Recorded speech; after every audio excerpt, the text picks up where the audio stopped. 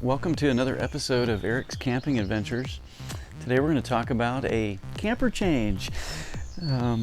I decided to build a compact camper. In fact, there's a really nice website. It's called Compact Camping Concepts, and I'd encourage you to check it out. There's a couple reasons I really had to make a change. I pulled that teardrop camper all the way to Glacier National Park with a Subaru Forester, but I didn't mention to you that Subaru Forester was 16 years old when we tried that trip. And that was probably risky. If you saw some of my pictures from the last episodes of the teardrop camper build, you'd have noticed that there was oftentimes an old Chevrolet pickup truck in the background, and that pickup truck had been given to me by a friend. So I talked to my friend about making that Subaru as reliable as possible to get to Glacier, and I literally traded him that pickup truck for an engine rebuild, and he took care of that, made sure it was safe and reliable for me before we took off. I then went back, installed a oil transmission cooler and then an engine oil cooler, and it worked well getting there, but I wasn't very hopeful that it was going to last for much longer. Started to have some other issues, and I just decided it was time to look in a different direction for a vehicle. So I chose to buy a small Subaru Impreza.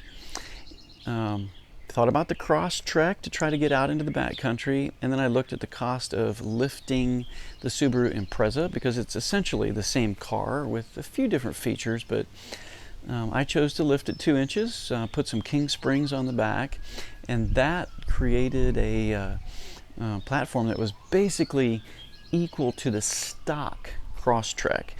But it also meant that I had to reconsider, was it going to be a sufficient vehicle to pull the teardrop camper? And the answer to that consistently came back. I was going to end up risking the transmission and the motor to do that because of the weight of the teardrop camper. It was around 1,100 pounds empty, and the max towing capacity for the Impreza was listed at 1,200, and the Crosstrek is very similar to that. So I decided I needed to go with a lighter camper. So again, started with a 4x6 Tractor Supply trailer, and I ended up cutting it down. I cut it down intentionally because I wanted to make sure that I did not load the back of the trailer too much, because that's where you get the control issues and the sway with your trailer going back and forth, and I did not want to deal with anything remotely like that pulling with a Subaru Impreza, because that's a light vehicle. So I cut it down, I prepped the trailer, I painted it, I installed a big old aluminum storage box on the front of it, and then installed a roof top tent rack. And I'll show you, give you some information about how you can think about those things too with a small little Tractor Supply trailer. I think you can get them from Harbor Freight too pretty cheaply and other places. Doesn't have to be the same trailer I bought, but hopefully you'll get something from the build. Hang with me. So the steps that I took with building a compact camper, it came from a simple 4x6 trailer from Tractor Supply. I cut it down, removing basically the back section of the grate and the back part of the framing, and I did that very intentionally so that it would not be overweighted in the back and cause that horrible sway that you occasionally see with RVs and campers that are loaded wrong going down the road. I didn't think that a trailer swaying on the back of a Subaru Impreza was a great idea because it's not a heavy car.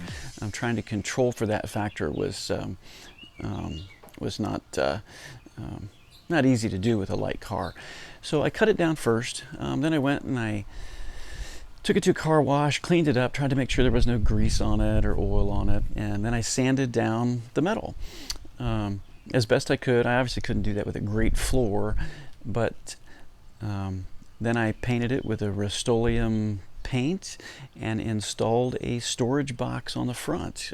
Just drilled some holes in the frame and in the aluminum box and mounted it on the front of the camper, and then moved on to the next stage. In the next stage, I installed the framing for the rooftop tent to get just enough elevation, and I tried to create the elevation in a way that it would actually be in line with the roof of the Impreza and the amount that it was lifted. So I actually sent off measurements and had the tubing cut just the right length so that it would be in line to reduce drag behind the camper and behind the vehicle. So it worked out well. It's been on several great trips, and it was a good choice to pull behind a Subaru Impreza.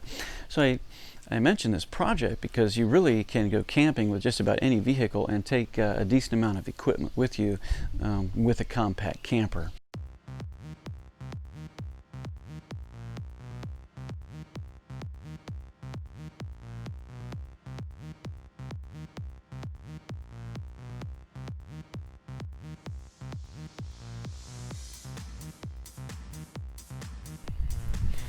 So after we pulled this very simple compact camper build together, we took a couple trips with it. Me and my son packed up everything, and we got in that Subaru Impreza, and we pulled that little camper out to a little overnight stop at Natural Falls State Park in eastern Oklahoma, and then we went to northwest Arkansas to the Buffalo National River, and we did some hiking along the Buffalo National River Trail and slept out in this little tent. It was like 21 degrees at night, but with some good sleeping bags, we did okay.